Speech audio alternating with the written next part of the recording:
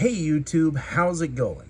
Nerdy Narwhal here, and I'm back again today for another action figure review. Today I'm going to be taking a look at something very different for the channel. I've actually just picked up my first Mego, I'm not entirely sure. My first, I'll call it Mego, action figure to look at the channel, and my first Mego action figure, period. This is the Mego Daemon Targaryen from the House of the Dragon television series. Now, if you've been watching my channel for any period of time, or you look through my other videos, you will see that this is far outside the realm of the type of thing that I usually collect. I usually collect higher end 6-scale fantasy pieces. I do, however, have a penchant for the NECA retro cloth line. I really like those figures, and I've picked up a couple of NECAs here and there before. Mezco. I really do collect it all. I've never really touched this line before because they took the whole retro thing pretty literally, and I always felt like that translated to overall quality of the figure also. I'm a modern collector. I like my good paint apps, I like my articulation, etc., etc. But this is the only figure available of Daemon Targaryen right now, and I've given in fully to the hype, so I didn't want to wait any longer. I know Diamond's coming out with theirs, and I have that on pre-order, and I'm eagerly awaiting a 6-scale announcement from just about any company for 6-scale House of the Dragon action figures. But for now, this guy is all we can get, unless you're doing Funko Pops, which I absolutely never touch. So I snagged it. It's about 20 bucks. I just whimsically bought it on Amazon the night of the episode 1 premiere, and here it is. I'm going to have a look at it now with you today.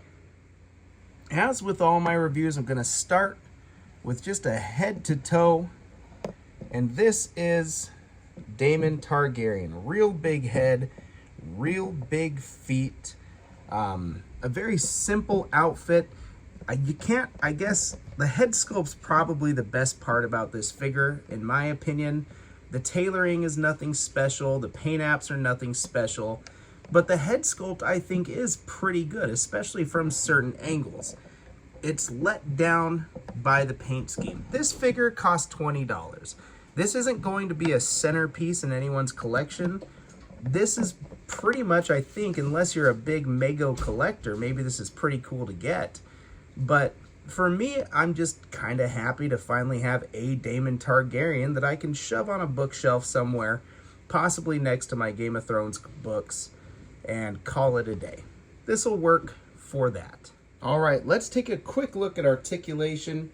It's pretty simple for this guy, but it's not entirely what I wasn't expecting. There are some NECA retro cloth figures that do stick with this old school articulation scheme. This is pretty much going to be just like that. Left and right so far with the head, no up or down movement. Arms will T-pose out just fine. And the shoulder joints here are just hinge and swivel, so nothing really to write home about. No bicep twist. The elbow is also a hinge and swivel, and that's where you're going to get that rotation from. And the wrist is also a hinge and swivel. You will see that the joint is not painted, and that looks ugly, but the whole figure kind of looks ugly, so oh well. The legs, similarly, hinge and swivel. I feel like that's just the joint scheme that they went for. He can do a full splits. He can kick out. This knee joint here for me is super loose. I don't know if it's broken or if QC was just kind of crappy, but whatever. It feels tight once I get into a bend right there. Big feet will rotate around like that, and that is really all you're going to get articulation-wise with this little Mego Targaryen. Now, similarly to articulation, you're not going to get much for accessories. Just this little sword, this very simple sword, which even comes a little bit bent.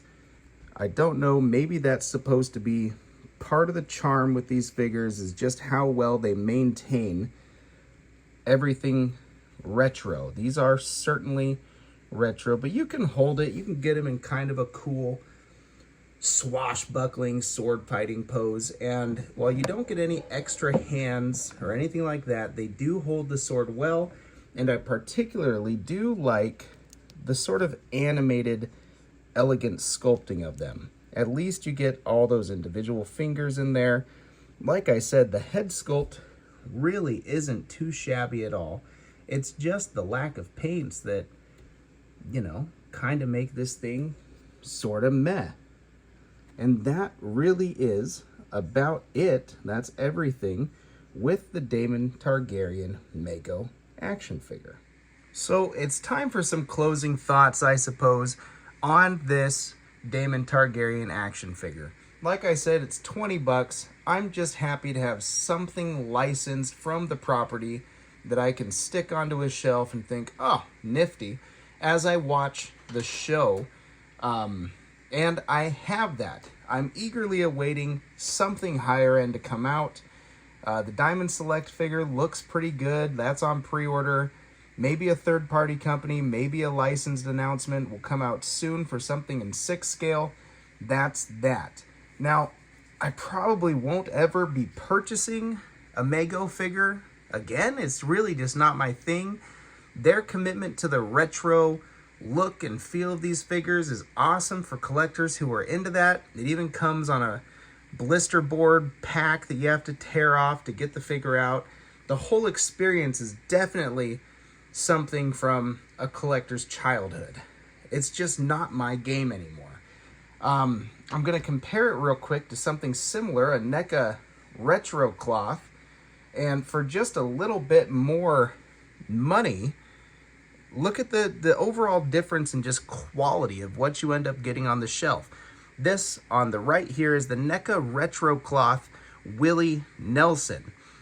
It's actually on one of their updated sort of bodies that they have. So he moves around decently enough with double jointed elbows, as well as some ankle pivot. Pretty nice. I like those updated bodies, and I usually keep a couple of extras just to convert the old ones over into the new bodies when I get a NECA retro cloth that does not use the updated bodies. So I mean, they're both going for similar things.